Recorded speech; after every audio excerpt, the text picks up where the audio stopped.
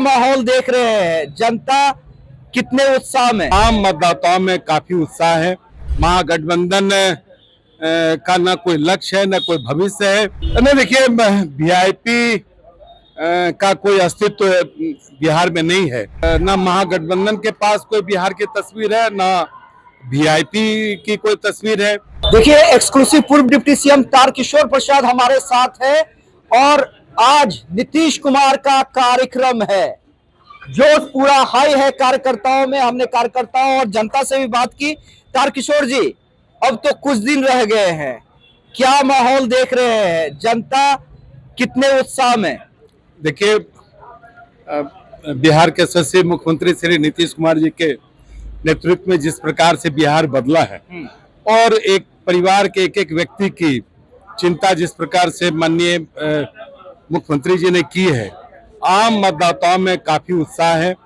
और जिस प्रकार से बिहार में एक परिवर्तन हुआ, देश में एक परिवर्तन हुआ और जंगल राज के उस काल को जिन्होंने भोगा है, तो कभी नहीं चाहेंगे कि जंगल राज फिर इस बिहार में आवे।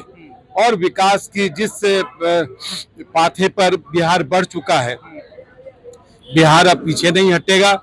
जनता का अपार समर्थन है। महागठबंधन का न कोई लक्ष्य है न कोई भविष्य है और उसके एक सीधी लड़ाई लालू प्रसाद तेजस्वी यादव एवं प्रधानमंत्री नरेंद्र मोदी जी और नीतीश कुमार जी के बीच है। परिवारवाद और ये विकासवाद की लड़ाई है। एक तरफ जहां आपका गठबंधन एकजुट दिख रहा है, नरेंद्र मोदी हो, नीतीश कुमार हो, इन दोनों की जोड़ी के नाम पे आप लोग चुनाव लड़ रहे हैं नेतृत्व में। उसके बाद चिराग पासवान है, उपेंद्र कुशवाहा है, जीतन राम मांझी हैं। लेकिन दूसरी तरफ कल देखिए, वीआईपी के एक नेता ने कह दिया कि भाई हम चुनाव नहीं लड़ेंगे और वो नेता मुकेश सहनी के बड़े भाई हैं। तो ये किस रूप में देखते हैं? नहीं, देखिए, वीआईपी का कोई अस्तित्व बिहार में नहीं है और तेजस्वी यादव या महागठबंधन ने किसी प्रकार से कुछ सीटें देकर अपना पिंड छुड़ाने का काम किया है। क्योंकि देखिए, वीआईपी सब अवसरवादिता से जुड़ी हुई पार्टी है और बिहार के विकास के लिए न महागठबंधन के पास कोई बिहार की तस्वीर है, न वीआईपी की कोई तस्वीर है। इसलिए इस प्रकार के महागठबंधन का दूर दूर तक बिहार के विकास से, बिहार के आम लोगों से कोई सीधा वास्ता नहीं है।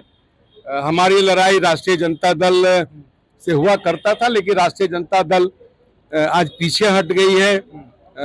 राष्ट्रीय जनता दल कटिहार में 4 बार हारकर अपना वो टिकट भी वापस ले ली है। तो आप समझ सकते हैं कि कटिहार में। लेकिन तारकिशोर बाबू, आपके जो सामने हैं ओपोनेंट है, वो कहीं ना कहीं अपने ही हैं, उस पे क्या कहेंगे? देखिए, अपने थे।